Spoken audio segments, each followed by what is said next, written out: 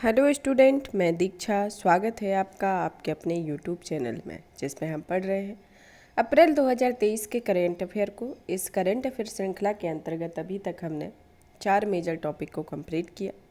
यह हमारा 5वां मेजर टॉपिक रहेगा पर्यावरण। पर्यावरण से संबंधित अप्रैल माह में क्या समसामयिक घटना रही, उन सब के बारे में विस्तृत परिचर्चा करते हैं।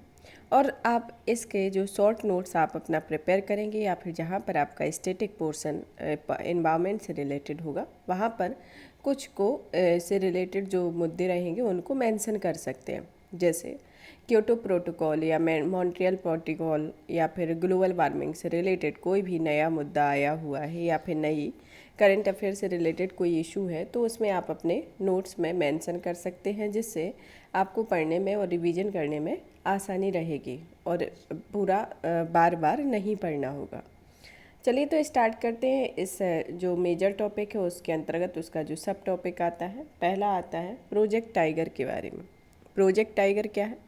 प्रोजेक्ट टाइगर के संदर्भ में देखते हैं कि हाल ही में मैसूर कर्नाटक में प्रोजेक्ट टाइगर को 50 साल पूरे होने पर स्मरोत्सव कार्यक्रम चलाया जा रहा है। तो कौन सा कार्यक्रम चलाया जा रहा है? स्मरोत्सव कार्यक्रम को चलाया जा रहा है प्रोजेक्ट टाइगर के 50 साल पूरे होने पर। इससे संबंधित तथ्यों के संदर्भ में देखते हैं कि इससे संबंधित तथ्य आते हैं कि इस कार्यक्रम के दौरान भारत में इंटरनेशनल बिग कैट्स अलायंस का भी शुभारंभ किया गया। इस कार्यक्रम के दौरान निम्नलिखित दस्तावेज भी जारी किए गए हैं, जिसमें बाघ संरक्षण के लिए अमृतकाल का विजन, टाइगर रिजर्व के प्रबंधन प्रभावशीलता मूल्यांकन के 5वें चक्र में सारांश रिपोर्ट और अखिल भारतीय बाघ अनुमान के 5वें चक्र की सारांश रिपोर्ट इसके अंतर्गत प्रस्तुत की गई है।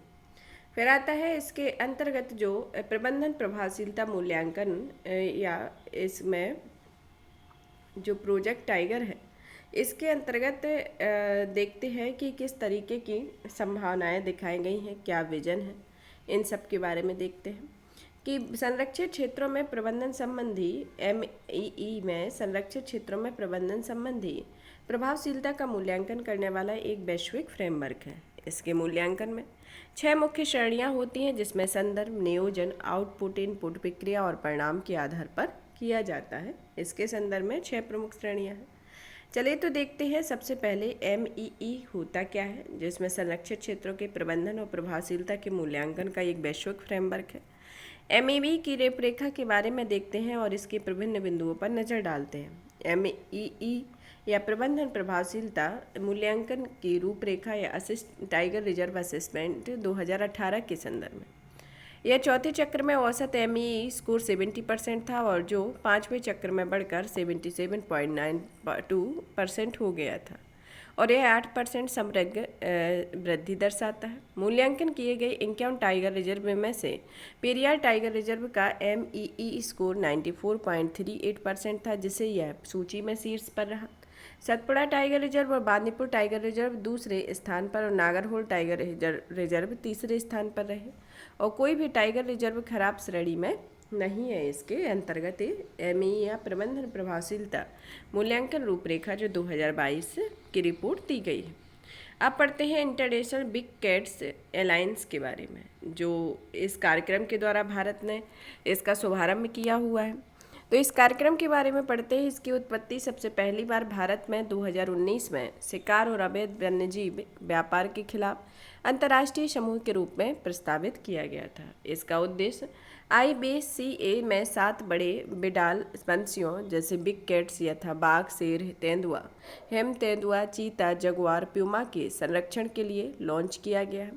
इसका लक्ष्य उपयुक्त 7 प्रजातियों के प्राकृतिक पर्यावास वाले 97 देशों को परस्पर सहयोग के लिए एक मंच को एकजुट करना है। इनकी समय सीमा 800 करोड़ रुपए से अधिक की गारंटीकृत धनराशि के साथ 5 वर्षों के लिए सुनिश्चित समर्थन प्रदान करेगा। इसके संदर्भ में अब पढ़ते हैं प्रोजेक्ट टाइगर के बारे में कि प्रोजेक्ट टाइगर होते क्या है, प्रोजेक्ट टाइगर को कब शुरू किया गया और इसके क्या उद्देश्य है और इसके अंतर्गत कौन सी एजेंसी कार्य करती है। प्रोजेक्ट टाइगर को 1973 में शुरू किया गया था। यह पर्यावरण, वन एवं जलवायु परिवर्तन मंत्रालय के तहत एक केंद्र प्रायोजित योजना है। प्रारंभ में प्रोजेक्ट टाइगर को भारत के अलग अलग राज्यों में 9 राष्ट्रीय टाइगर रिजर्व में शुरू किया गया था और इस प्रोजेक्ट के तहत शामिल टाइगर रिजर्व में बाघों के इन सीटू संरक्षण हेतु बाघों के प्राकृतिक पर्यावास वाले राज्यों को केंद्रीय सहायता प्रदान की जाती है। इसका उद्देश्य वैज्ञानिक, आर्थिक, प्राकृतिक, सांस्कृतिक और पारिस्थितिकी मूल्यों के भारत में बाघों की सार्थक आबादी बनाए रखना है। इसके तहत कार्यान्वयन एजेंसी में राष्ट्रीय बाघ संरक्षण प्राधिकरण की एक कार्यान्वयन एजेंसी है जो एक वैधानिक निकाय है।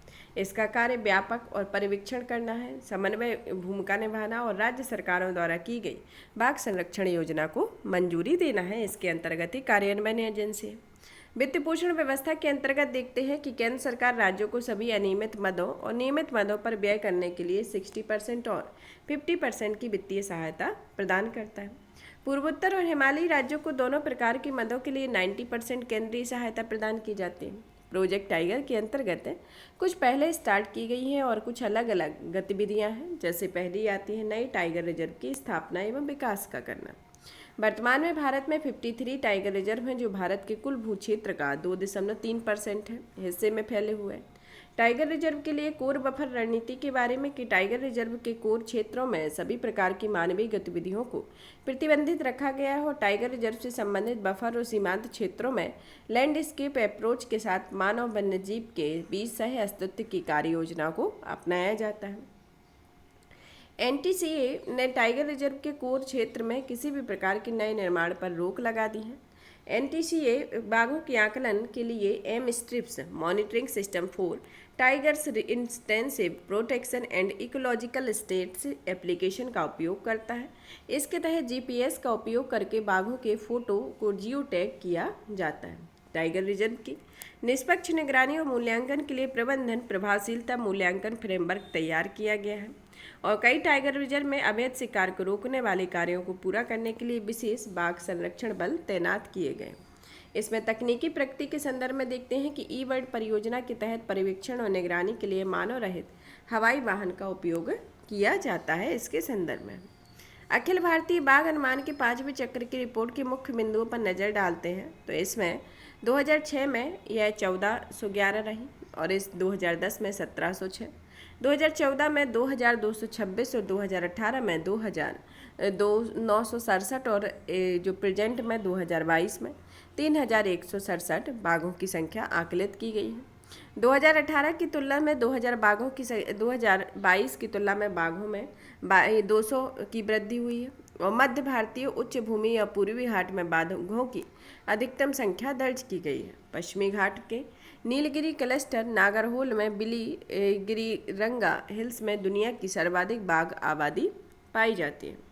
राष्ट्रीय बाघ संरक्षण प्राधिकरण के बारे में राष्ट्रीय बाघ संरक्षण प्राधिकरण इसका मुख्यालय नई दिल्ली में है। यह इसकी स्थापना दिसंबर 2005 में की गई थी और वर्ष 2006 में वन्य जीव संरक्षण अधिनियम 1972 में संशोधन कर एनटीसीए को सांविधिक निकाय के रूप में दिया गया।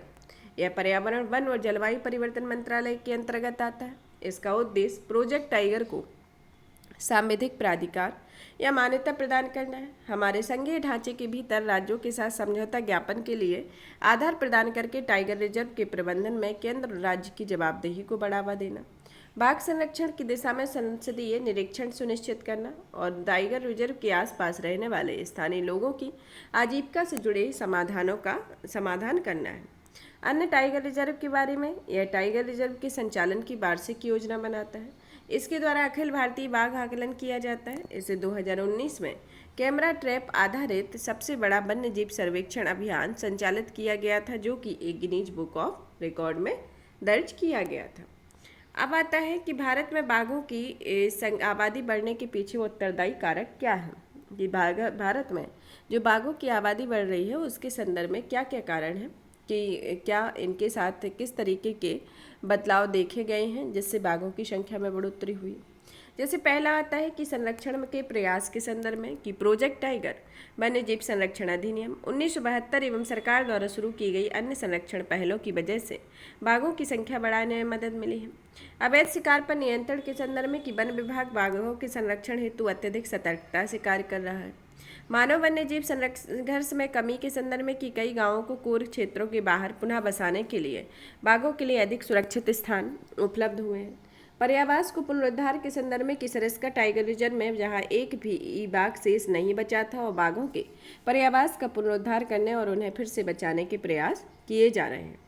अब आता है बाघों के संरक्षण के लिए अंतर्राष्ट्रीय प्रयास के संदर्भ में। इसमें आता है पहले नंबर पर ग्लोबल टाइगर फोरम 1993 के बारे में। इस फोरम की स्थापना विशेष रूप से बाघों को प्राकृतिक पर्यावास वाले देशों में वन्य बाघों के संरक्षण के लिए की गई है।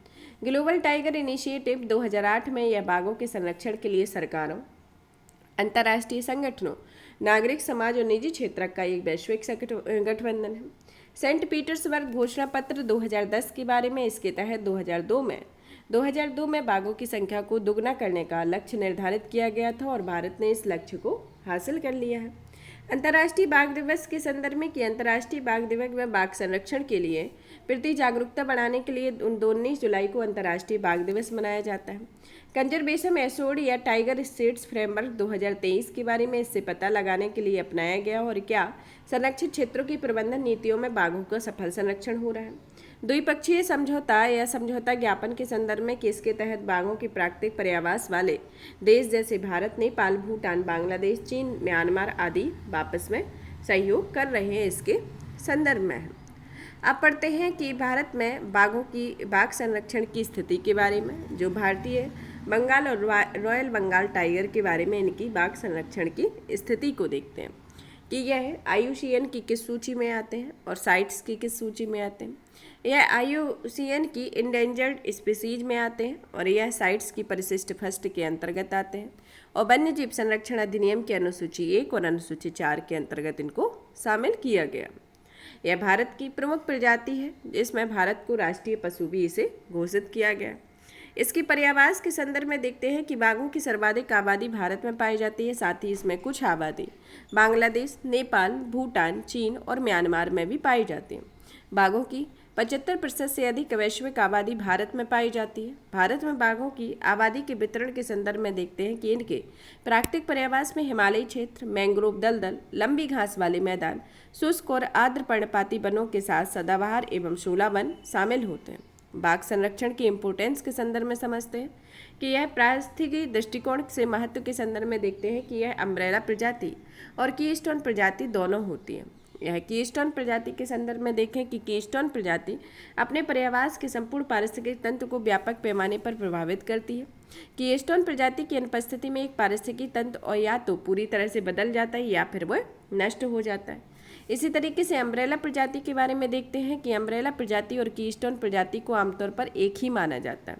हालांकि दोनों के बीच मुख्य अंतर यह होता है कि अम्ब्रेला प्रजाति के प्राकृतिक पर्यावास क्षेत्र काफ़ी विस्तृत होते हैं।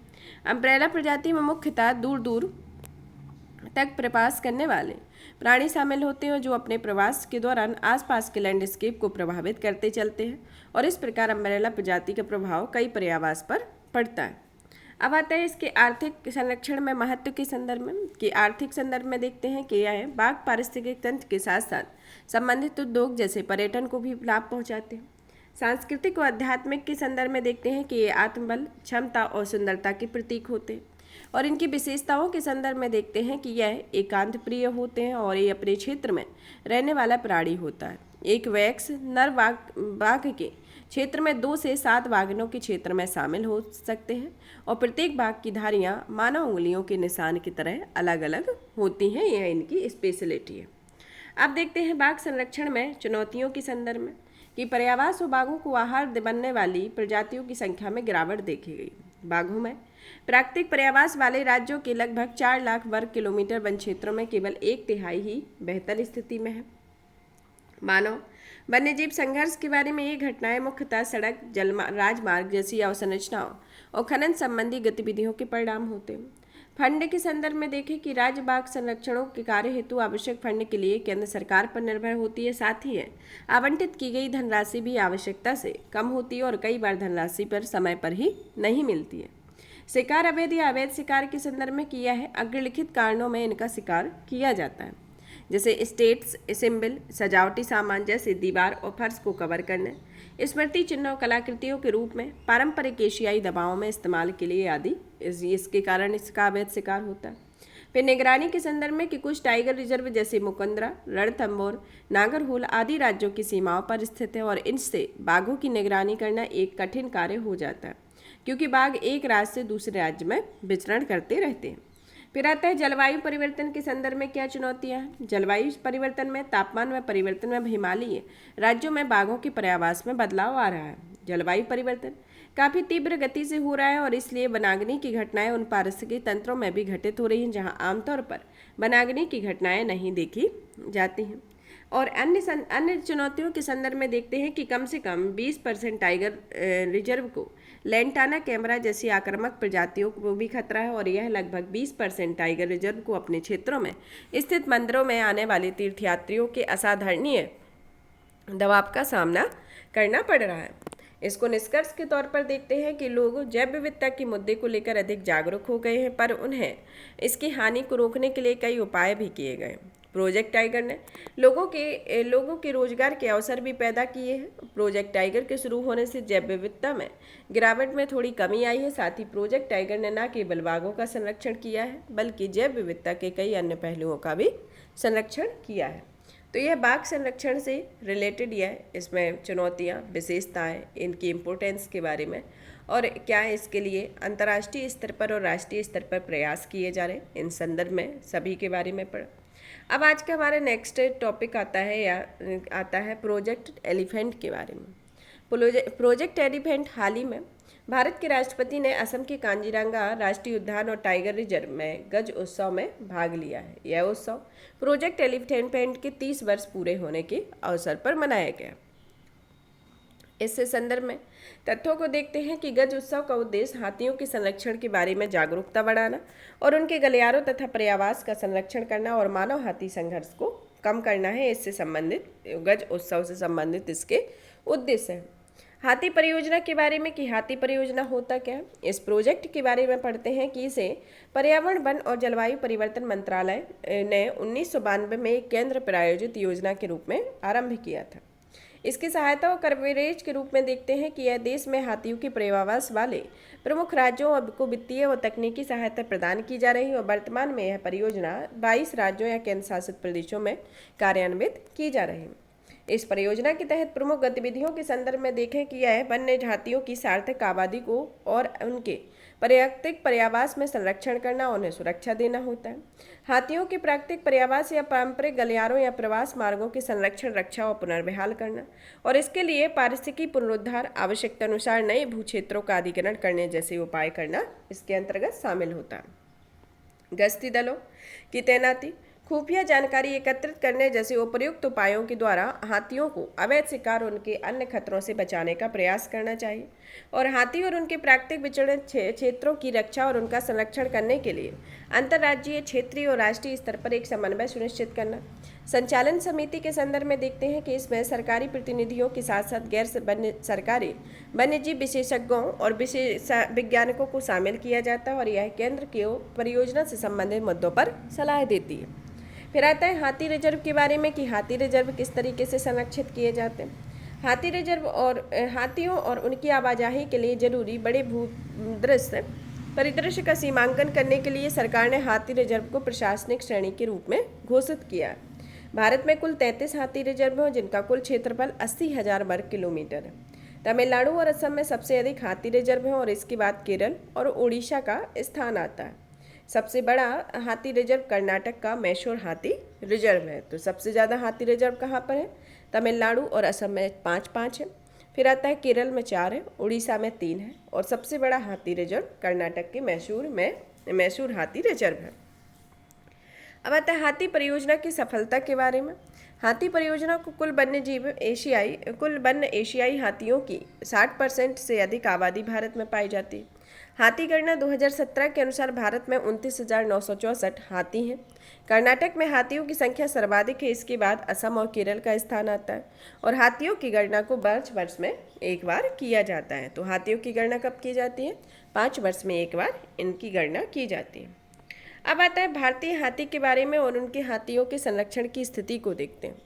भारतीय हाथी के बारे में, भारतीय हाथी की विशेषताओं के संदर्भ में देखते हैं कि यह अत्यधिक बुद्धिमान प्राणी होता है। इनके मजबूत पारंपरिक बंधन और बेहतर संचार कौशल भी देखा गया है। ये दुख और करुणा महसूस करने वाले जटिल व्यवहार भी प्रदर्शित करते हैं। इनके झुंड में आपस में संबंधित हथनियाँ भी होती हैं जो उनका नेतृत्व उम्र में सबसे बड़ी हथनी करती है, जिसे कुल माता कहा जाता है। सभी स्तनधारियों में हाथी का गर्भकाल सबसे लंबा होता है, जिसमें 18 से 22 महीने का होता है, और वयस्क नर एशियाई हाथी मादाओं की तुलना में कम सामाजिक होते हैं। हाथी प्रतिवर्ष मस्त अवस्था में गुजरते और इस दौरान नर हाथी मादाओं की तलाश करते हैं। इनके पर्यावास के संदर्भ में कि यह मध्य और दक्षिणी पश्चिमी घाट, पूर्वोत्तर भारत, पूर्वी और उत्तरी भारत तथा दक्षिणी प्रायद्वीपीय भारत के कुछ हिस्सों में पाए जाते हैं। इनके खतरों के संदर्भ में देखें कि इन्हें किससे खतरा है। मानव हाथी संघर्ष से, पर्यावरण की क्षति से, पर्यावास की क्षति या उसके कई हिस्सों में बढ़ जाने से, अवैध शिकार से, कम और अलग थलग आबादी होने के कारण आनुवांशिक जीवन क्षमता की हानि, इसके संदर्भ में आदि इसके से खतरे हैं। हाथी संरक्षण की स्थिति में देखते हैं कि यह इंडेंजर्ड IUCN की इंडेंजर्ड स्पीसीज में आता है और साइट्स के परिशिष्ट 1 में शामिल है और वन्य जीव संरक्षण अधिनियम की अनुसूची 1 और अनुसूची 4 में शामिल है। यह भारतीय हाथी की विशेषताएं हैं। इससे रिलेटेड UPSC में क्वेश्चन पूछा गया था कि इनका जैसे नेतृत्व कौन करता है, कि इस तरीके के क्वेश्चन 3-4 पैराग्राफ में पूछे गए थे। अब आते हैं एशियाई हाथी और अफ्रीकी हाथी के बीच अंतर क्या है।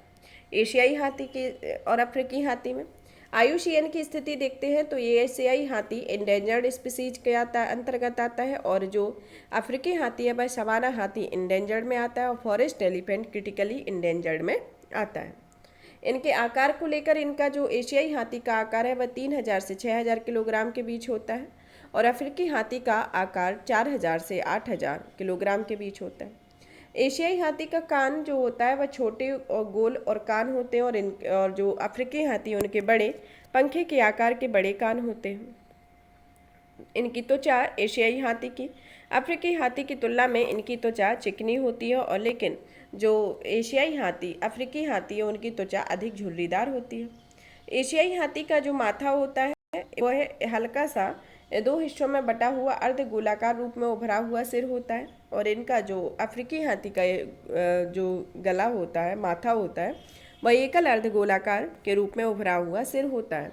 और इनके बाहरी दांतों में जो एशियाई हाथियों के में केवल कुछ नर हाथियों में ही बाहरी दांत होते हैं। मादा हाथियों में बाहरी दांत या तो होते नहीं है या फिर बहुत छोटे होते हैं और जो अफ्रीकी हाथी उनमें नर और मादा दोनों में बाहरी दांत होते हैं। तो यह इनकी स्पेशलिटी है, इनको एक तुलना के रूप में देखा।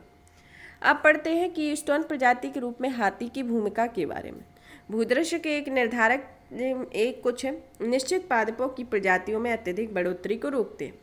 बीज के प्रसार के संदर्भ में कि यह हाथी पादपों, फलों और बीजों को खाने के बाद मल त्यागते हुए बीजों को बिखेरते चलते हैं।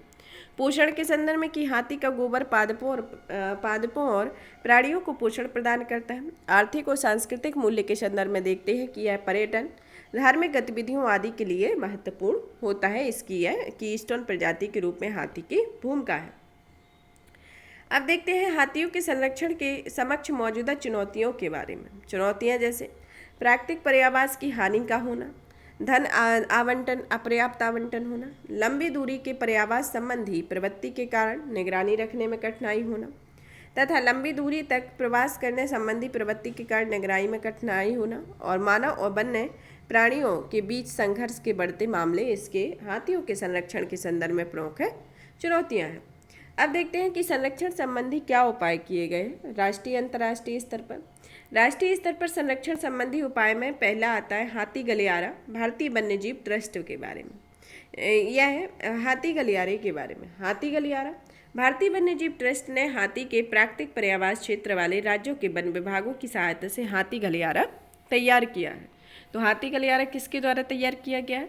भारतीय वन्यजीव ट्रस्ट के द्वारा। ये गलियारा हाथियों के पर्यावास को जोड़ने वाले प्राकृतिक मार्ग और सक्रिय क्षेत्र होते हैं और इनसे होकर हाथी बिना किसी मानव जनित व्यवधानों की सुरक्षित पर्यावासों के बीच आवागमन करते रहते हैं।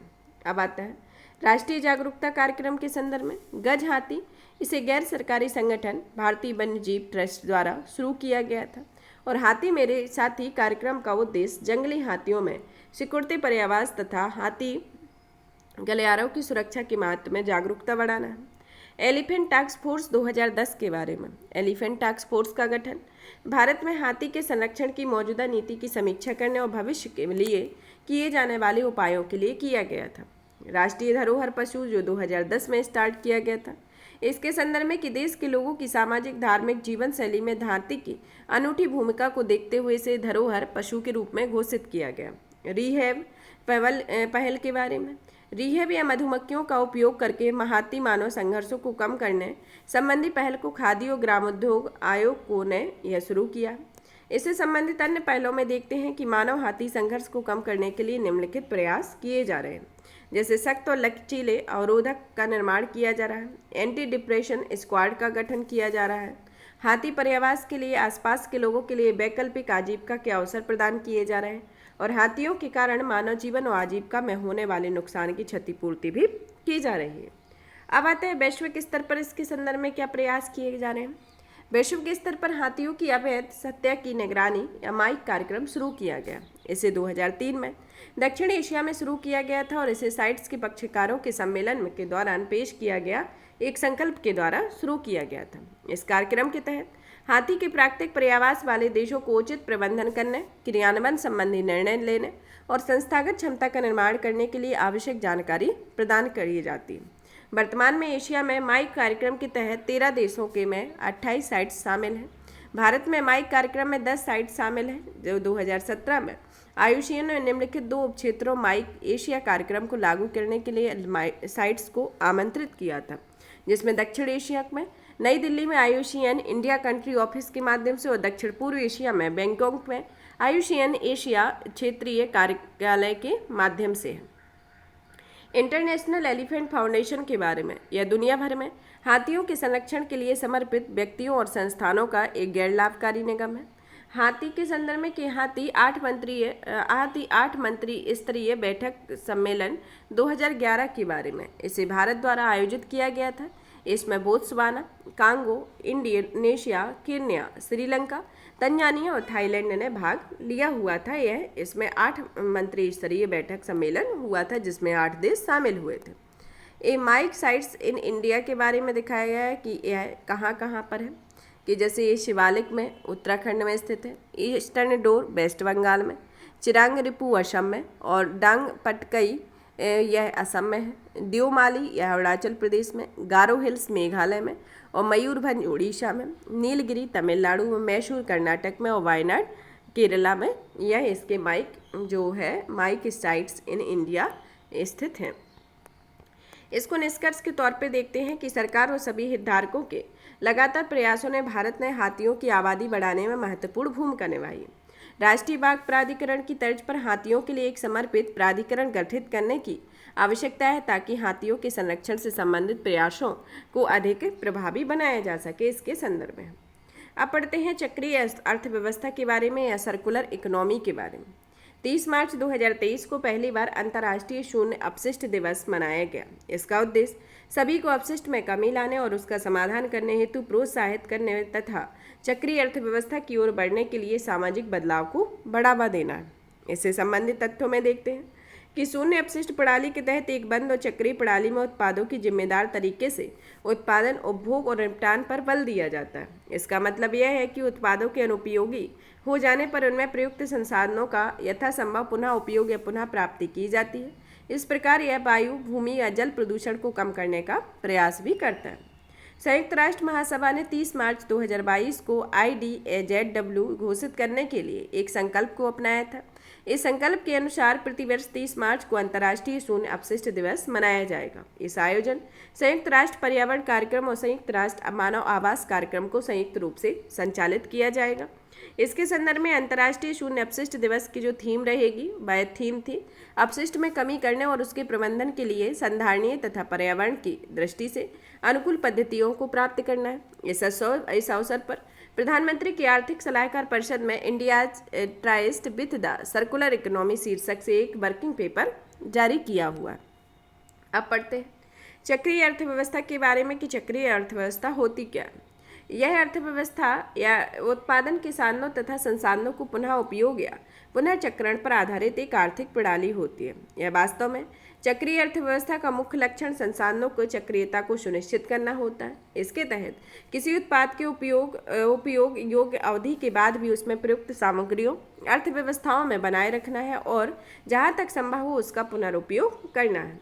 अब आता है सर्कुलर गैप रिपोर्ट 2023 के बारे में।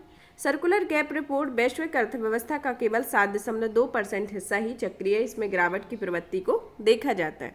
चक्रीय अर्थव्यवस्था की आवश्यकता क्यों रही? यह रेखीय आर्थिक मॉडल को बदलना होता है। इसमें रेखीय आर्थिक मॉडल में सबसे पहले संसाधनों का उपयोग करके वस्तुओं का निर्माण किया जाता है, उसके बाद उसका उपभोग किया जाता है और अंत में वस्तु को अपशिष्ट के रूप में फेंक दिया जाता है। इसलिए इस मॉडल को बदलना जरूरी होता है। 1970 से 2015 तक भारत में वस्तुओं की वार्षिक खपत में 6 गुना वृद्धि देखी गई है। अपशिष्ट सृजन को कम करने के संदर्भ में केंद्रीय प्रदूषण नियंत्रण बोर्ड के अनुसार भारत में हर साल 62 मिलियन से अधिक अपशिष्ट पैदा होता है। इनमें लगभग 70% को ही एकत्र किया जाता है और इनमें से केवल लगभग 12 मिलियन टन का उपचार किया जाता है तथा शेष 31 मिलियन टन अपशिष्ट को लैंडफिल साइट्स में डाल दिया जाता है। रोजगार सृजन के संदर्भ में इसमें वस्तुओं की मरम्मत और नवीनीकरण करने, वस्तुओं में शामिल सामग्रियों के पुनर्चक्रण और पुनर्प्राप्ति एवं अपशिष्ट प्रबंधन के कारण रोजगार के नव अवसर सृजित होंगे।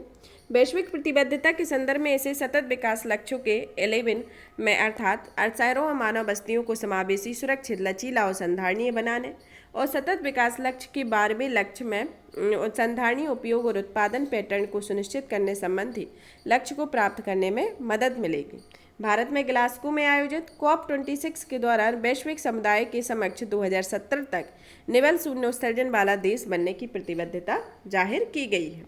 आर्थिक विकास और संसाधनों के इष्टतम उपयोग के संदर्भ में इसमें स्थानीय स्तर पर उत्पादन करने और स्थानीय रूप से उपलब्ध सामग्री का उपयोग करने पर बल दिया जाता है, जिसमें लघु और मध्यम उद्यमों के लिए नव अवसर पैदा होंगे। जिसमें भारत में प्रति एकड़ संसाधनों की दोहन की मात्रा 450 टन है और यह वैश्विक में 251% अधिक है।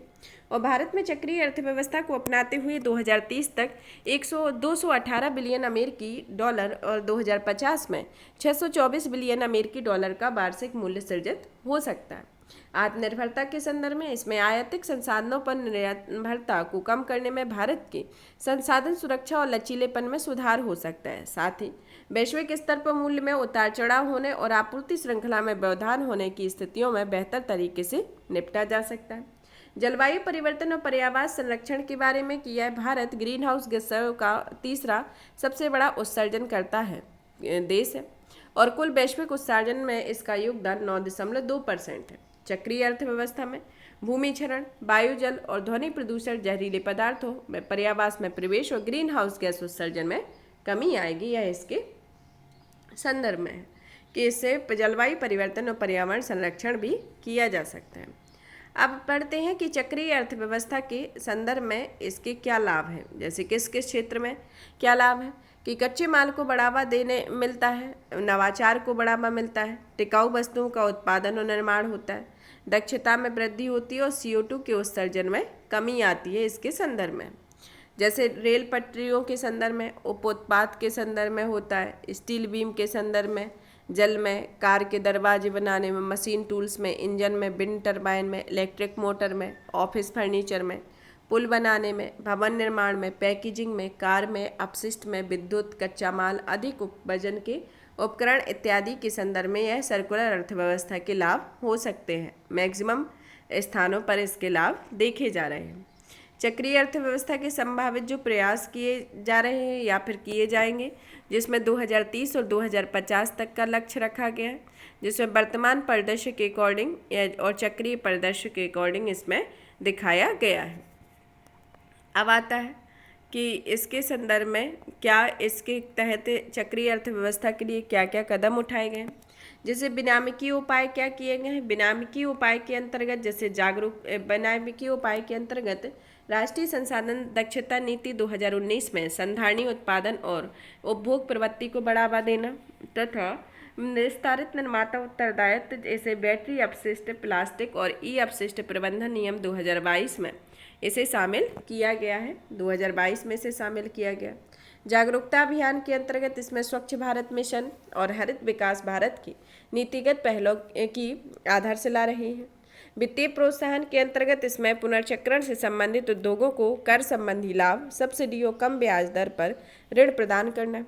क्षमता निर्माण के संदर्भ में इसमें अटल इनोवेशन मिशन, ई अपशिष्ट lithium ion battery, end of life vehicle, scrap धातु आदि सहित 10 क्षेत्रकों के लिए कार्य योजनाएं बनाई गई हैं। इसके संदर्भ में ये प्रमुख कदम उठाए गए। अब आता है चक्रीय अर्थव्यवस्था को अपनाने के संदर्भ में क्या क्या चुनौतियां हैं, जैसे जागरूकता का अभाव होना, समस्त प्रणाली में बदलाव की आवश्यकता है कि वस्तु एवं सेवाओं के डिजाइन, उत्पाद, उपभोग से लेकर उसकी निपटान प्रणाली तक व्यापक बदलाव करने की आवश्यकता है। अपशिष्ट प्रबंधन क्षेत्रक होना चाहिए और संरचना एक विनिर्मित होनी चाहिए जिससे नगर निगम या उससे संबंधित प्राधिकरणों के पास अपशिष्ट एकत्र करने वाले वाहनों, अपशिष्ट का छटाई करने वाली सुविधाओं और अपशिष्ट प्रबंधन प्रौद्योगिकियों का अभाव है, जिसको उदाहरण पर तौर पर देखते हैं कि नई दिल्ली में कूड़े के पहाड़ देखे जाते हैं। इसमें बदलाव करने की आवश्यकता है। फिर आता है डाउन साइकिलिंग करना, कि यह सामग्री को उसके पहले के मूल्य की तुलना में कम मूल्य और कम गुणवत्ता वाले उत्पादों में रिसाइकल करने की प्रक्रिया है और यह प्रक्रिया मुख्यतः प्लास्टिक पुनर्चक्रण उद्योग में प्रचलित होती है। सीमित अनुसंधान एवं विकास के संदर्भ में देखते हैं कि इससे संसाधनों में गिरावट, उनकी बर्बादी और पर्यावरण के क्षरण से संबंधित चुनौतियों का समाधान करने नवाचार एवं नए दृष्टिकोण की आवश्यकता होती है। व्यवसायों को प्रोत्साहन देने के संदर्भ में है। पुनर्चक्रित सामग्री की सीमित उपलब्धता के संदर्भ में है कि भारत में प्रतिदिन बड़ी मात्रा में अपशिष्ट उत्पन्न होता है, जिससे पर्याप्त रूप से एकत्र या छाटा नहीं जाता। इसके कारण व्यवसायी नए कच्चे माल पर निर्भर रहने पर विवश होते हैं। आगे की राय में देखते हैं कि इसके अंतर्गत देखते कि पहला, नीति निर्माण होनी चाहिए कि चक्रीय अर्थव्यवस्था संबंधी राष्ट्रीय विजन का निर्माण करना चाहिए। इससे सभी क्षेत्रों में चक्रीय कार्य प्रणालियों को बढ़ावा देने संबंधी लक्ष्यों, रणनीतियों और पहलों का स्पष्ट उल्लेख किया जाना चाहिए। विनियामकीय ढांचे के संदर्भ में इसके संदर्भ में कि चक्रीय कार्य प्रणालियों को बढ़ावा देने और तथा व्यवसायों तथा उपभोक्ताओं को चक्रीय समाधान अपनाने के लिए प्रोत्साहन किया जाना चाहिए। निगरानी एवं मूल्यांकन प्रणाली विकसित होनी चाहिए। अपशिष्ट निपटान और अपशिष्ट प्रबंधन होना चाहिए। प्रोत्साहन किया जाना चाहिए, जैसे पुरा उपयोग के लिए, मरम्मत के लिए, पुनर्चक्रित के लिए, अर्थात या 3R उत्पादों के उपयोग हेतु प्रोत्साहन दिया जाना चाहिए। रिव्यूज्ड, रिपेयर्ड और रिसाइकल के संदर्भ में और नए चक्रीय समाधान विकसित करने के लिए नवाचार और प्रौद्योगिकी में निवेश के लिए एक नई सामग्री विकसित करने में मदद मिल सकती है और अधिक संधारणीय होने के साथ साथ पर्यावरण के अनुकूल होगी, यह इसके संदर्भ में है। अब आता है भूजल के संदर्भ में। भूजल के संदर्भ में हाल ही में जल संसाधन संबंधी संसदीय स्थायी समिति ने भूजल एक मूल्यांकन किंतु घटता संसाधन शीर्षक से अपनी रिपोर्ट को प्रस्तुत किया।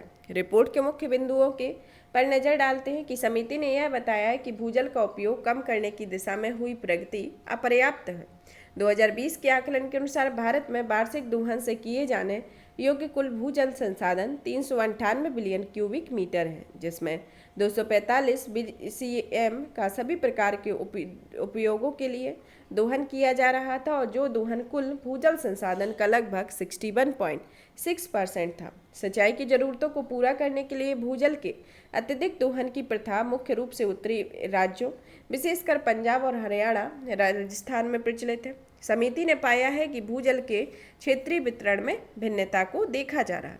भारत में भूजल निकासी पर नजर डालते हैं कि यह 2022 की रिपोर्ट के अनुसार कि इसमें संरक्षित जो जल है वह 67.8% है, अर्धगंभीर स्थिति में 12.1% है, गंभीर स्थिति में 4% है, अति दोहित स्थिति में 14.1% और खारे वाली स्थिति में 2% है।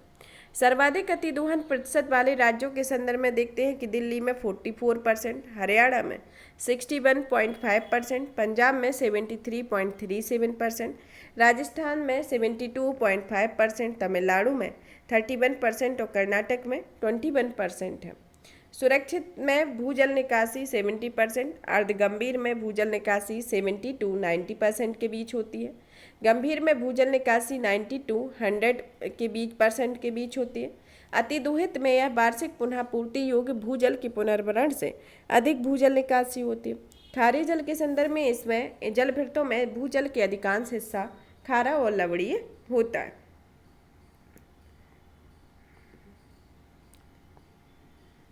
समिति ने बताया है कि इस सिंचाई की जरूरतों को पूरा करने के लिए भूजल के अत्यधिक दोहन की प्रथा के रूप में उत्तरी राज्यों विशेषकर पंजाब, हरियाणा, राजस्थान में प्रचलित है तथा इस समिति ने यह भी पाया है कि भूजल के क्षेत्रीय वितरण में भिन्नता को देखते हैं। इसमें जैसे हिमालय के उत्तरी पर्वतीय क्षेत्र में जो कश्मीर से अरुणाचल प्रदेश तक का क्षेत्र है, विशाल सिंधु, गंगा और ब्रह्मपुत्र नदियों के जड़ोल मैदानों के लिए जल पुनर्भरण का मुख्य स्रोत रहा है। सिंधु, गंगा, ब्रह्मपुत्र मैदानों में दक्षिण में स्थित प्रायद्वीपीय पठार में सीमित भूजल क्षमता है। हालांकि गुजरात, केरल, तमिलनाडु, आंध्र प्रदेश, उड़ीसा के तटीय क्षेत्रों में सक्षम बहु जलभृत प्रणालियां मौजूद हैं।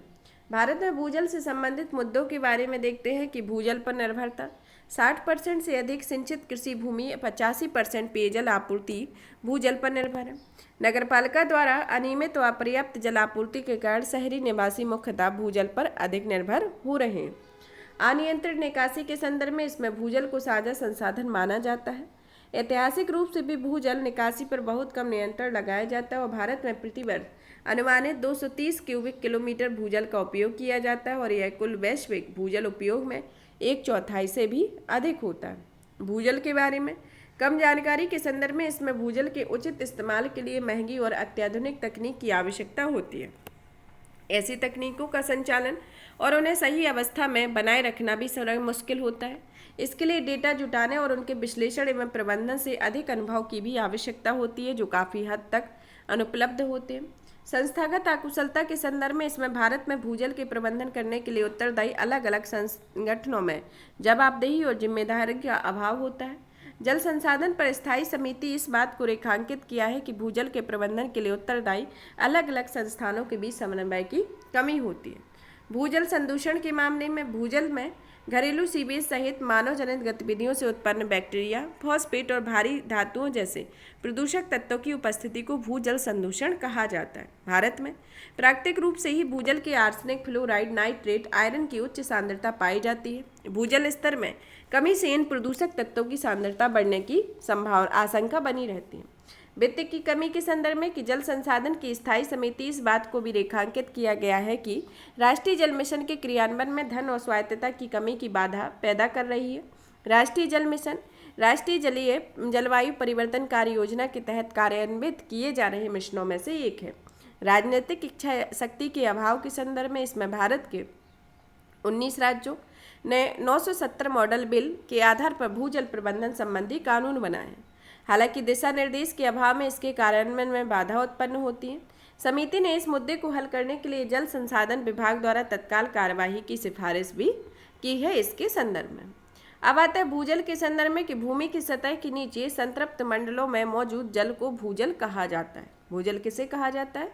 भूजल भूमि की सतह के नीचे संतृप्त मंडलों या सैचुरेटेड जोन्स में मौजूद जल को भूजल कहा जाता है।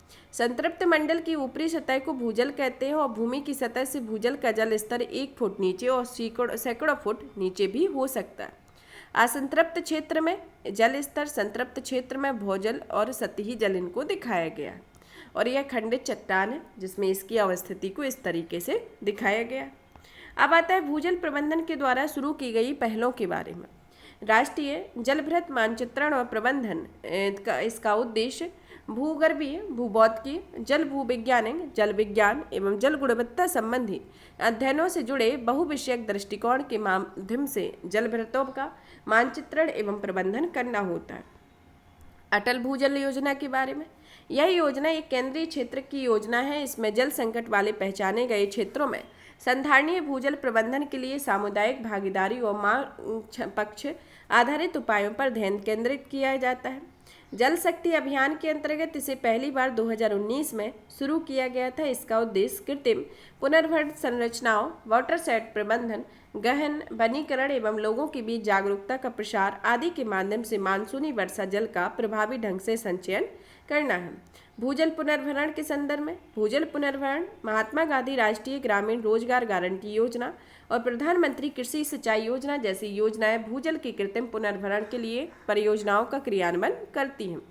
कृषि कार्यों में पानी की खपत को कम करने के लिए योजनाएं चलाई जा रही हैं, जैसे प्रधानमंत्री कृषि सिंचाई योजना, जो प्रति बूंद अधिक फसल और एकीकृत बागवानी विकास मिशन जैसी योजनाएं कृषि में भूजल की खपत को कम करने के लिए शुरू की गई हैं। पंजाब और हरियाणा ने किसानों को जल संरक्षण के लिए प्रेरित करने हेतु क्रमशः पानी बचाओ पैसा कमाओ और जल ही जीवन, मेरा पानी मेरी विरासत जैसी अभिनव योजनाएं शुरू की गई। भूजल के विनिमय के लिए कुछ दिशा निर्देश निर्धारित किए गए हैं कि भूजल के संधारणीय तरीके से दोहन और उपयोग को बढ़ावा देने के लिए केंद्रीय भूजल प्राधिकरण में भारत में भूजल दोहन के विनिमय और नियंत्रण के लिए दिशा निर्देश जारी किए हैं। यह दिशा निर्देश अखिल भारतीय स्तर पर लागू हैं। अमृत सरोवर मिशन के बारे में। अमृत सरोवर मिशन का उद्देश्य प्रदेश के प्रत्येक जिले में 75 जल निकायों का विकास और पुनरुद्धार करना है। MBBL के संदर्भ में यह जल संरक्षण पर फोकस करता है, जिसमें मॉडल बिल्डिंग बाय लॉ 2016 में तैयार किया गया था। इसमें वर्षा जल संचय और जल संरक्षण उपायों पर पर्याप्त ध्यान दिया गया। भूजल के कृत्रिम पुनर्भरण के लिए मास्टर प्लान 2020 में विकसित किया गया। इस मास्टर प्लान के अंतर्गत केंद्रीय भूजल प्राधिकरण ने राज्यों या केंद्र शासित प्रदेशों में परामर्श से मास्टर प्लान 2020 तैयार किया हुआ है और इसके तहत देश में लगभग 1.42 करोड़ वर्षा जल संचयन एवं कृत्रिम पुनर्भरण संरचनाओं के निर्माण की परिकल्पना की गई है। आगे की राय में देखते हैं कि इसके लिए केंद्रीय निकाय का गठन किया जाना चाहिए। इस निकाय के अंतर्गत जल संबंधी स्थायी समिति में एक केंद्रीय निकाय के गठन की सिफारिश की है और यह केंद्रीय मंत्रालयों के इस प्रतिनिधियों के साथ साथ राज्य सरकारों के साथ संबंधित विभागों के प्रतिनिधि भी इस निकाय में शामिल होंगे। भूमि उत्पादकता से जल उत्पादकता तक के संदर्भ में इसमें समिति ने अनुशंसा की है कि फसल उत्पादन से संबंधित निर्णयों में जल की उत्पादकता का एक मानदंड होना चाहिए और जल उत्पादकता को आमतौर पर प्रति घन मीटर या जल की खपत की तुलना में फसल उपज के रूप में परिभाषित किया जाता है। भूजल की अत्यधिक कमी वाले क्षेत्रों में किसानों की जल गहन फसलों की खेती करने से रोकने के लिए उपाय किए जाने चाहिए। जल संवेदनशील शहरी डिजाइन योजना के बारे में। इससे जल की मांग आपूर्ति के लिए भूजल, सतही जल, वर्षा जल का प्रबंधन करके जल चक्र को बनाए रखने में मदद मिल सकती है।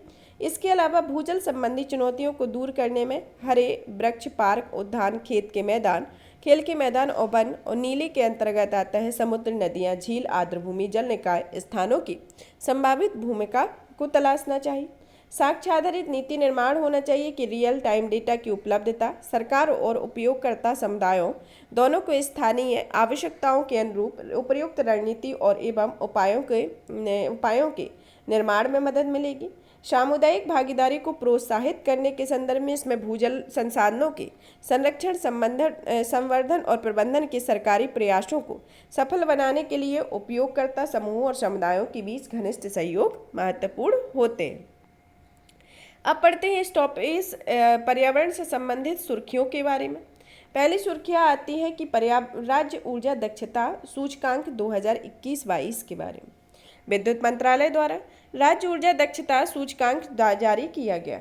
यह सूचकांक ऊर्जा दक्षता के कार्यान्वयन में राज्यों तथा केंद्र शासित प्रदेशों की वार्षिक प्रगति का आकलन करता है। यह डेटा संग्रह में सुधार करता है और राज्यों के बीच सहयोग को बढ़ावा देता है और ऊर्जा दक्षता कार्यक्रम में नवाचार को भी विकसित करना इसका प्रमुख उद्देश्य है।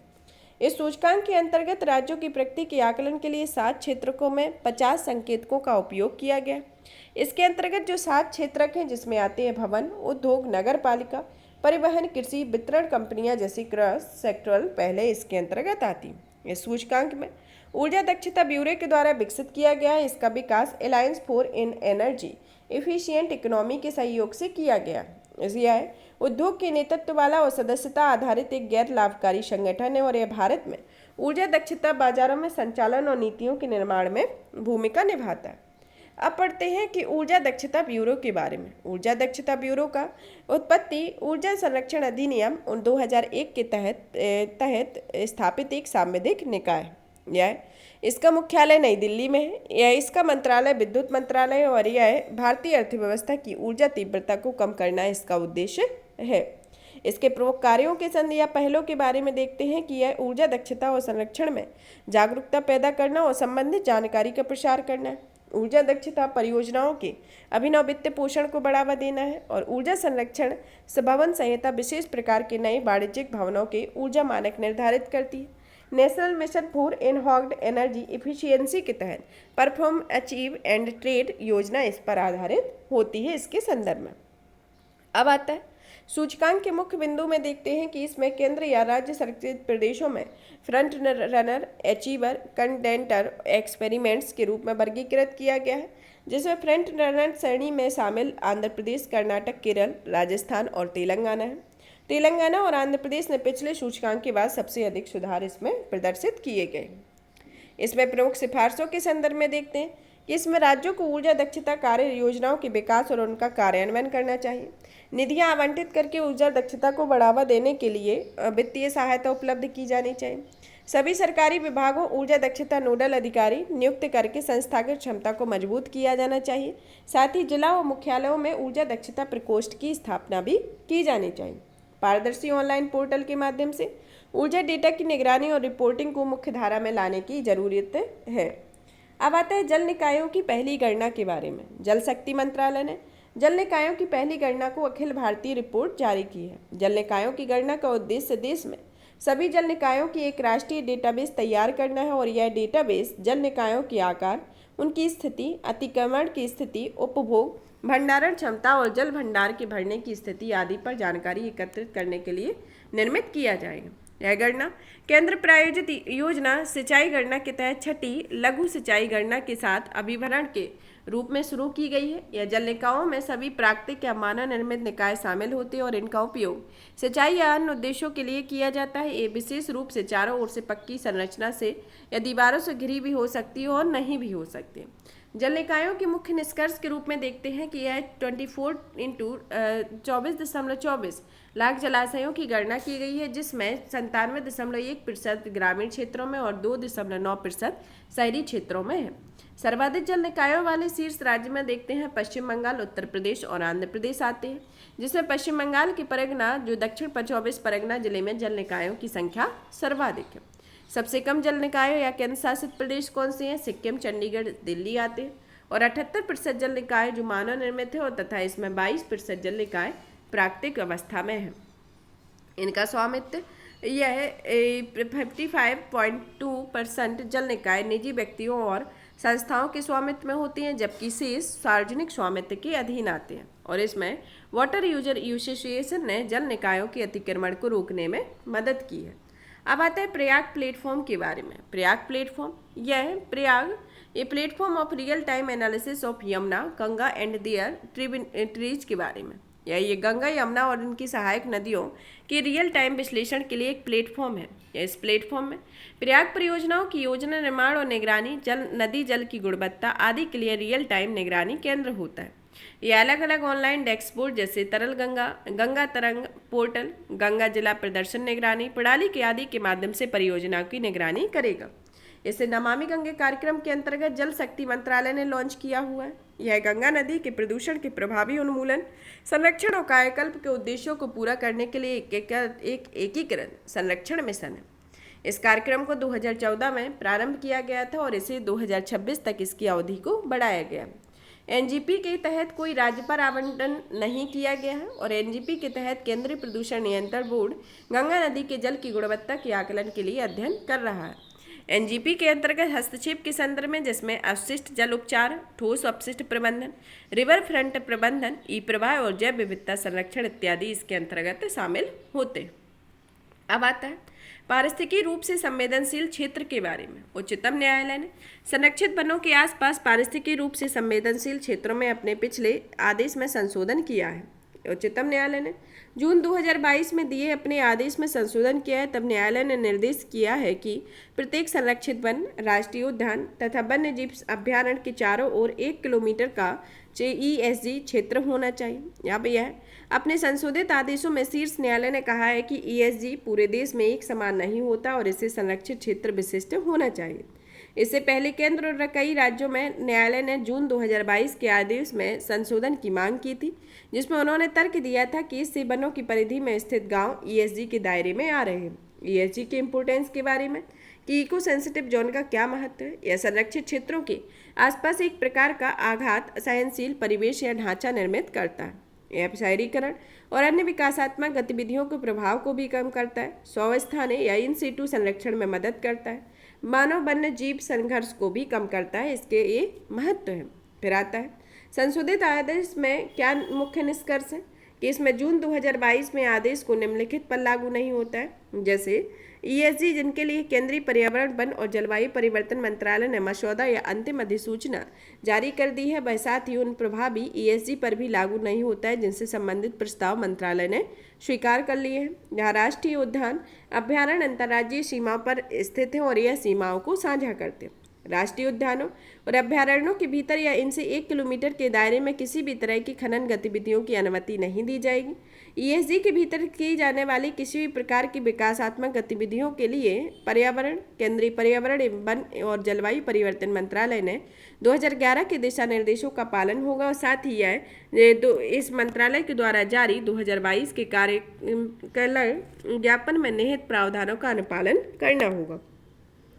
ESG संरक्षित क्षेत्रों के आसपास पारिस्थितिक रूप से महत्वपूर्ण और नाजुक क्षेत्र होते हैं, जिसमें इस अधिसूचना में पर्यावरण संरक्षण अधिनियम 1986 के तहत जारी किया गया है। इसमें राष्ट्रीय वन्यजीव कार्य योजना के अनुसार राष्ट्रीय उद्यानों अभ्यारण्यों की सीमाओं को 10 किलोमीटर तक के भीतर क्षेत्र को ESG के रूप में अधिसूचित किया जाएगा। अब आता है प्रोसोपिक चिलेंसिस के बारे में। एक अध्ययन के बारे में प्रोसोपिस चिलेंसिस मन्नार की खाड़ी बायोस्फीयर रिजर्व में 21 द्वीपों में देशज वनस्पति को नुकसान पहुंचा रहा है। इसमें यह जो प्रोसोपिस चिलेंसिस विदेशी वृक्ष की एक आक्रामक प्रजाति है। प्रोसोपिस चिलेंसिस के बारे में यह होता क्या है? यह शुष्क क्षेत्रों में सूखा प्रतिरोधी वृक्ष है। यह दक्षिण अमेरिका के 4 देशों अर्जेंटीना, बोलिविया, चिली, पेरू की एक स्थानिक प्रजाति है। यह फलीदार वृक्ष है। यह आकार में छोटे से लेकर मध्यम तक होते हैं और यह 12 मीटर ऊंचाई और 1 मीटर व्यास तक बढ़ता है। इसमें प्रोसोपिस चिलेंसिस को चिली मेस्केसाइट के नाम से भी जाना जाता है। GOMBR यह भारत का पहला समुद्री बायोस्फीयर रिजर्व है और यह आर्कटिक प्रदेश के प्रवास करने वाले तटीय पक्षियों के लिए एक महत्वपूर्ण अधिवक्ता में से एक है।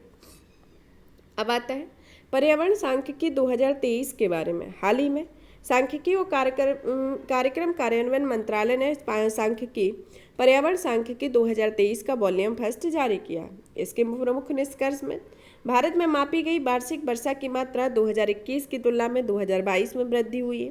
वर्ष 2022 में राजस्थान में अधिकतम हीट वेव के दिन दर्ज किए गए हैं। इसमें पंजाब, हरियाणा, झारखंड, दिल्ली का स्थान रहा है। विशेष रूप से असम और हिमाचल प्रदेश में 2010 के बाद से हीट वेव की घटना नहीं देखी गई। वर्ष 2018 में उत्तरी हिंद महासागर द्वारा अनुभव किए गए चक्रवाती तूफान की संख्या में वृद्धि हुई है, जो बाद के वर्षों में भी बनी रही। हालांकि 2022 में इनमें फिर से कमी देखी गई। अब आता है कृषि खाद्य प्रणालियों के बारे में। संयुक्त राष्ट्र खाद्य एवं कृषि संगठन में कृषि खाद्य प्रणालियों में महिलाओं की स्थिति पर एक रिपोर्ट जारी की गई। इस रिपोर्ट के मुख्य निष्कर्ष बिंदु पर देखते हैं कि वैश्विक स्तर पर 36% कामकाजी महिलाएं और 38% कामकाजी पुरुष कृषि खाद्य प्रणालियों में कार्यरत हैं। कई देशों में कृषि खाद्य प्रणालियां पुरुषों की तुलना में महिलाओं के लिए आजीविका का महत्वपूर्ण स्रोत है। खाद्य प्रणाली में महिलाओं की भूमिकाएं हाशिए पर होती हैं, साथ ही एक कार्य दशाओं में भी पुरुषों की तुलना में अच्छी नहीं होती हैं। महिलाओं की कार्य स्थितियाँ अनियमित, अनौपचारिक, अंशकालिक और कम और श्रम गहन होती हैं। महिलाओं पर भूमि के स्वामित्व की सुरक्षा भी कम होती है। इसके अतिरिक्त ऋण प्रशिक्षण तक भी उनकी कमी पहुंचती है और इसमें पुरुषों के लिए डिजाइन की गई तकनीक के साथ कार्य करना पड़ता है। FAO किसी खाद्य प्रणालियों को अभिकर्ता के संपूर्ण श्रृंखला और उनकी परस्पर संबद्ध मूल्य संवर्धन गतिविधियों के रूप में परिभाषित करता है और ये अभिकर्ता खाद्य या अखाद्य कृषि उत्पादों के प्राथमिक उत्पादन में शामिल होते हैं। साथ ही ये गैर कृषि उत्पादों सहित सभी खाद्य उत्पादों के भंडारण, एकत्रीकरण, संचय के बाद प्रबंधन, परिवहन, प्रसंस्करण, वितरण, विपणन, निपटान और उपभोग जैसे क्रियाकलापों में संलग्न होते हैं। इसके संदर्भ में अब आता है इसके संदर्भ में क्या सिफारिशें की गई। इसके संदर्भ में सिफारिश में आती है कि परिसंपत्ति, प्रौद्योगिकी और संसाधनों तक पहुंच से संबंधित अंतरालों को समाप्त किया जाना चाहिए। उच्च गुणवत्ता वाले डेटा की निरंतर कमी को दूर किया जाना चाहिए। कृषि विस्तार सेवाओं तक महिलाओं की पहुंच में सुधार किया जाना चाहिए और चाइल्ड केयर की सुविधा देने के लिए माताओं को रोजगार के लिए सकारात्मक प्रभाव पड़ता है। इसके संदर्भ में प्रमुख सिफारिश हैं। अब आता है ओपन सोर्स सीड्स मूवमेंट के बारे में। ओपन सोर्स सीड्स मूवमेंट का पक्ष है कि पादप आनुवंशिकी और उनके भौतिक लक्षण व्यक्तियों और निगमों के स्वामित्व में नहीं हो सकते और ना ही होने चाहिए। इसके तहत ओपन सोर्स वाले बीजों की आनुवंशिकी को संरक्षित रखा जाता है और हमेशा सार्वजनिक रूप से इनकी उपलब्धता सुनिश्चित की जाती है। इसका उद्देश्य ओपन सोर्स लाइसेंस के तहत नई किस्म उपलब्ध कराकर पूरा किया जाता है। इसके तहत निम्नलिखित उपबंध किए गए हैं। कोई भी इस किस्म का उपयोग कर सकता है, इसे उगा सकता है, प्रसारित कर सकता है तथा पादप प्रजनन के माध्यम से और इसे आगे विकसित कर सकता है। किसी को भी बीज और उसके आगे के विकास को निजी संपदा बनाने की अनुमति नहीं होती और इस तरह पेटेंट और पौध किस्म संरक्षण को हतोत्साहित किया जाता है। बीज प्राप्तकर्ता बीज और इसके आगे के विकास में भावी उपयोगकर्ता को समान अधिकारों के दायित्वों का हस्तांतरण भी करेगा। इसकी प्रमुख चिंताओं के बारे में बौद्धिक संपदा अधिकार का अभाव, नवप्रवर्तकों को नई तकनीक में निवेश करने के हतोत्साहित करना। भारत में कृषि में आईपीआर के बारे में, इसमें भारतीय पेटेंट अधिनियम 1970 कृषि उपकरणों, मशीनरी या कृषि रसायनों के विकास की प्रक्रियाओं के लिए पेटेंट प्रदान करता है। पौध किस्म और कृषक अधिकार संरक्षण अधिनियम 2001 में उन किसानों को अधिकार प्रदान करता है जिन्होंने नई किस्म को उत्पन्न या विकसित किया है। यह दुनिया का एकमात्र ऐसा आईपीआर है जो नई, वर्तमान और किसानों द्वारा विकसित किस्मों के संरक्षण प्रदान करके पौध प्रजनकों व किसानों की बौद्धिक संपदा अधिकार प्रदान करता है। इसके संदर्भ में अब आता है इससे इसके ओपन सोर्स सीड्स मूवमेंट के क्या महत्व है। इसका महत्व वितरण प्रणाली आधारित और सहभागी पादप प्रजनन प्रथाओं को बढ़ावा देना है। यह बीज के किस्म की परीक्षण में मदद करता है। यह किसानों के नेतृत्व में बीज संरक्षण को बढ़ावा देता है। यह बीजों में सुधार करने, उसे अपनाने में सहायता करता है और इससे खाद्य सुरक्षा सुनिश्चित करने और जलवायु प्रभावों का सामना करने में सहायता प्राप्त होती है। यह इसके अंतर्गत कुछ इम्पोर्टेंस है। अब आता है फ्लाई ऐश के बारे में। Fly ash Antarctic ice core में औद्योगिक फ्लाई ऐश का पहला साक्ष्य प्राप्त हुआ। शोधकर्ताओं ने अंटार्कटिका आइस कोर में पहली बार फ्लाई ऐश के एक घटक गोलाभीय कार्बनमय कणों की पहचान की है, जिसमें कणों की स्थिति 1936 बताई जा रही है। इसके अंतर्गत एकमात्र यह है जो गोलाभीय कार्बनमय कणों जो होते हैं वह एकमात्र जीवाश्म ईंधन होते हैं और इसके अलावा इनका कोई अन्य मानव जनित या प्राकृतिक स्रोत नहीं होता है। ये इस प्रकार से औद्योगिकीकरण के लिए स्पष्ट पर्यावरणीय संकेतक होते हैं। फ्लाई ऐश एक महीन पाउडर होता है जो तापीय विद्युत स्टेशनों में कोयले के दहन से प्राप्त एक उत्पाद होता है जो भारतीय कोयले या राख की मात्रा में 30 से 45% होता है और यह आयातित कोयले में इसकी मात्रा 10 से 15% होती है जो भारतीय कोयले की को निम्न श्रेणी में माना जाता है। इसकी संरचना को देखते हैं कि इसमें पर्याप्त मात्रा में सिलिका, एल्यूमिनियम, कैल्शियम के ऑक्साइड होते हैं और इसके अतिरिक्त इसमें आर्सेनिक, बोरॉन, क्रोमियम, सीसा आदि की मात्रा बहुत कम मात्रा में पाई जाती है। फ्लाई ऐश के उपयोग के बारे में कृषि के संदर्भ में इसका उपयोग जल धारण क्षमता और मृदा के वायु संरक्षण में सुधार करना होता है। निर्माण उद्योग में इसका सीमेंट, ईंट आदि के निर्माण में इसका उपयोग किया जाता है। सरकार द्वारा किए गए उपायों में इसमें फ्लाई ऐश के प्रबंधन के लिए मोबाइल ऐप ऐश ट्रैक लॉन्च किया गया है। ऐसा कभी सरकारी योजनाओं फ्लाई ऐश आधारित उत्पादों को अनिवार्य उपयोग किया जाएगा। उदाहरण के लिए प्रधानमंत्री ग्राम सड़क योजना आदि में फ्लाई ऐश उपयोग नीति 2016 में अपनाने वाला महाराष्ट्र पहला राज्य बन गया है। अब आते हैं कार्बन बाजार सुधार के बारे में। यूरोपीय संघ के विधि निर्माताओं ने कार्बन बाजार सुधारों को मंजूरी दी है। यह अपनाए गए ये सुधार यूरोपीय संघ के फिट फॉर 55 पैकेज का हिस्सा है। फिट फॉर 55 यूरोपीय संघ द्वारा ग्रीन हाउस गैसों के उत्सर्जन को कम करने के लिए निर्धारित किए गए लक्ष्य होते हैं। इसके तहत 2030 तक ग्रीन हाउस गैसों के उत्सर्जन को 1990 के स्तर से कम 55% तक कम करना है। साथ ही यह 2050 तक शुद्ध शून्य उत्सर्जन का लक्ष्य प्राप्त करना है। इसके अपनाए जाने के उपाय जैसे सामाजिक जलवायु कोष, हरित ऊर्जा विकल्पों अपनाने में आने वाली लागत को वहन करने के लिए यूरोप के लोगों की सहायता करेगा। उत्सर्जन व्यापार प्रणाली में सुधार करेगा। कार्बन सीमा संयोजन तंत्र विकसित करेगा। इसके तहत विदेशी कंपनियों के आयात पर कर लगाया जाएगा जो यूरोपीय संघ के जलवायु संरक्षण के मानकों को पूरा नहीं करती है। भारत में कार्बन बॉर्डर टैक्स को विरोध क्यों कर रहे हैं इसके संदर्भ में, यह सामान्य लेकिन विभेदित उत्तरदायित्व के सिद्धांत के खिलाफ है। यह भेदभावपूर्ण है और इसमें यूरोप में भारतीय वस्तुओं की कीमतों में बढ़ोतरी होगी और मांग में कमी आएगी। इसके कारण बाजार बुरी तरह से प्रभावित होगा और इसकी वजह से वैश्विक बाजार में प्रतिस्पर्धी बने रहने के लिए विकासशील देशों को तेज गति से विकार्बनीकरण करना पड़ता है और ऐसे में यह ग्लोबल साउथ के लिए आर्थिक जोखिम पैदा कर सकता है तथा यह अन्य विकसित अर्थव्यवस्थाएं भी कार्बन बॉर्डर टैक्स लागू कर सकती है। अल्पावधि में विकासशील देशों के उद्योगों के लिए हानिकारक सिद्ध होगा। अब आता है मिशन 50 के EV4ECO के बारे में। भारतीय लघु उद्योग विकास बैंक ने मिशन 50 के EV4ECO नामक एक पायलट प्रोजेक्ट शुरू किया।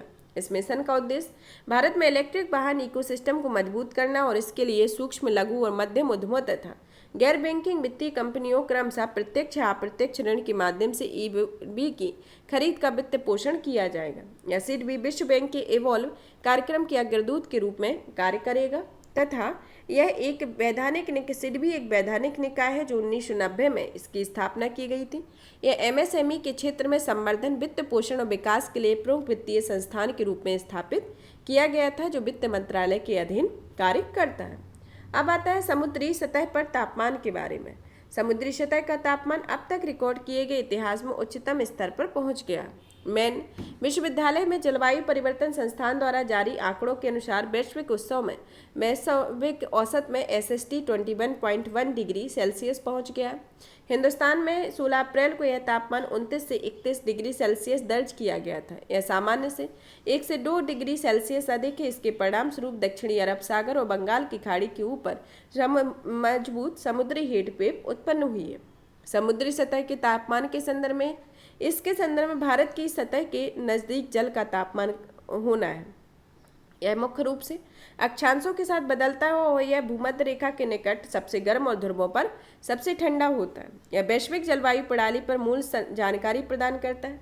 यह समुद्री पारिस्थितिकी तंत्र, मौसम के पूर्वानुमान और वायुमंडलीय मॉडल सिमुलेशन के अध्ययन में मदद करता है और इसमें एल निनो और ला निनो चक्रों की भी शुरुआत होती है। इसके संदर्भ में SST के लिए वृद्धि के लिए उत्तरदायी कारण में आता है कि यह ग्लोबल वार्मिंग, उच्च सौर विकिरण के साथ साथ महासागरीय गतिकी से संबंधित परिघटनाएं आदि आती हैं और इसके वृद्धि में प्रभाव के संदर्भ में इससे निम्न दबाव प्रणालियों का निर्माण होता है तो जिससे मानसून के आगमन और वर्षा की शुरुआत होती है। प्रवाल विरंजन में वृद्धि होती है और मछलियां मरने लगती हैं। अब आता है ऊर्ध्वगामी आकाशीय बिजली या ऊर्ध्वगामी चमक के बारे में। ब्राजील के शोधकर्ताओं ने ऊर्ध्वगामी आकाशीय बिजली की तस्वीरें लेने से सफलता हासिल की। ऊर्ध्वगामी बिजली एक परिघटना होती है और इस परिघटना में धरातल पर निर्मित या मौजूद किसी ऊर्ध्वाधर भौतिक संरचना के 100 आरंभित बिजली की चमक उत्पन्न होती है और बिजली की यह चमक विद्यमान तूफान वाले विद्युत आवेशित बादलों को अपनी की गति होती है। अब आता है पशु जन्म नियंत्रण नियमावली के बारे में 2023 के बारे में। मत्स्य पालन, पशुपालन और डेयरी मंत्रालय ने पशुओं के प्रति क्रूरता निवारण अधिनियम 1960 के तहत पशु जन्म नियंत्रण नियमावली 2023 को अधिसूचित किया। इस नियमावली के अनुसार इसमें आवारा कुत्तों की नसबंदी और टीकाकरण के लिए पशु जन्म नियंत्रण कार्यक्रम संबंधित स्थानीय निकायों या नगर पालिकाओं आदि द्वारा संचालित किया जाएगा। पशु जन्म नियंत्रण कार्यक्रम संचालन भारतीय पशु कल्याण बोर्ड द्वारा मान्यता प्राप्त एक संगठन करेगा। नगर निगमों को एडबीसी और एंटी रेबीज कार्यक्रम का संयुक्त रूप से क्रियान्वयन करने की आवश्यकता है। यहाँ पर हमारे इन्वायरमेंट से रिलेटेड जो भी टॉपिक रहे अब वह फिनिश होते हैं। नेक्स्ट क्लास में नेक्स्ट टॉपिक के साथ मिलेंगे और भी इसी तरीके की वीडियो को कंटिन्यू करने के लिए ज़्यादा से ज़्यादा शेयर करें, लाइक करें, सब्सक्राइब करें। धन्यवाद।